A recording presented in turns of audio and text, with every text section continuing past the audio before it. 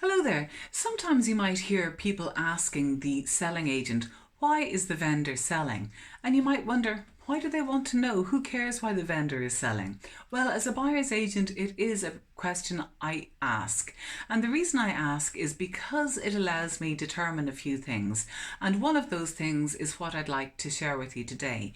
And basically, what I have come across in my work today on behalf of a client is what I would call a property that's in limbo. And by being in limbo, what I mean is the property is getting sold by a vendor, but the vendor has the bank in the background heavily on their shoulder, basically telling the vendor what price they can accept for the property. So it has resulted in the situation where I have a client who'd like to buy the property, but the property is asking 20%, roughly 15 to 20% above market value.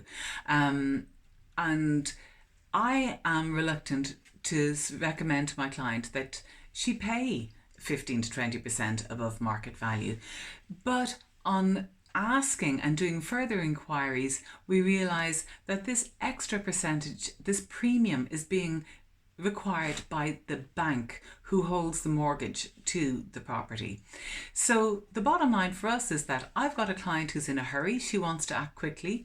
It seems to me, on asking these more further questions about the vendor status, that this could be a very long story. So that gives me enough information to know, do we want to hang around and wait for the bank to readjust their expectations, etc., or do we want to move on? And I think in this case we'll probably move on. But that's a question for you to know. Is the property you're buying a limbo property? Does the vendor have control over the price they can accept? It's no harm to ask. Thanks for watching. I hope you found it useful.